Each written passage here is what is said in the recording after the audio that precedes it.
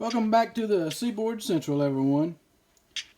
This is a late January 2019 layout update, but I had a good excuse. I had to work late last night, take a light engine into Inman Yard in Atlanta. So, apologize for it being late, but let's get started anyway. One of the things I picked up this past month was this CMX track cleaning car. It's pretty heavy, made of brass. It's got a felt pad on the bottom of it, and everybody talks about how good of a job this thing does. And it's really pricey, but I'm going to give it a shot and hopefully try to keep these tracks clean on the Seaboard Central. So if anybody has got any advice on the best type of liquid to use inside this track cleaning car, just post it in the comments and I'll look and see what everybody says. Here's something I've been working on this past month. I fixed these tanks up on the side of the engine house.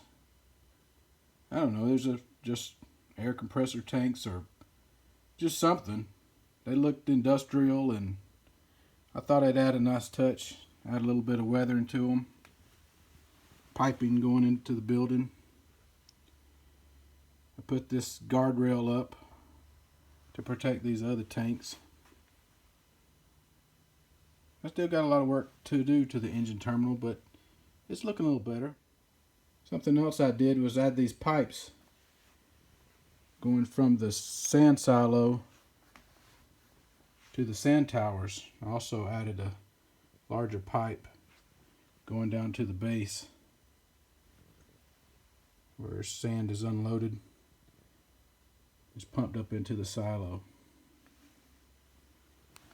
And I started working on some of this racks. I changed this out. I got a hose coming from this sanding tower.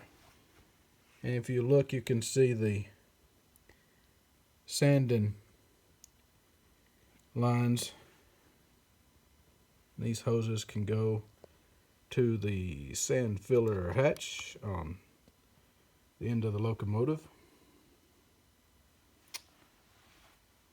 I still need to add some fuel and water lines. Those are coming up. Some cars I worked on this past month. This IBT 50-foot high cube box car is made by Exact Rail. And I weathered it my normal way. Faded it with an airbrush. I used some artist oils and some pan pastels. The graffiti is done with markers. You can see the end of the car. Here's the other end. I'll show you. A little dirtied up. This is the other side. What I did is I just copied some graffiti. That actually has the graffiti that's on the real 222.6 car. And I used another one for this one, the one I liked. I also did some more ethanol tanks. I faded them and just added some oils and some pastels. Changed the couplers out. These are KD 119 couplers. I changed them out from the Athearn couplers, those plastic McHenry couplers that come with Athearn. I removed those. And then I just weathered the wheels.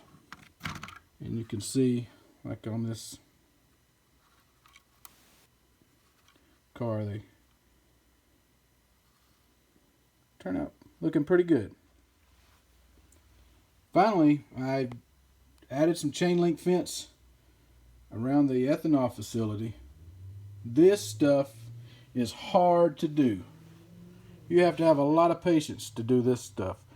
And I actually followed Pelle Solberg's technique in one of his books. Talks about how he makes his chain link fence. And I have a lot more to do. I've got to go all the way around this facility, including a gate that needs to go right here at the end. And I also added a few more details to this ethanol unloading facility. And so that's what I've been working on this past month. There's still a lot more to go, and so I'm going to be busy for the month of February. Something interesting happened at work the other day. We actually had a derailment. One of the night jobs derailed a locomotive.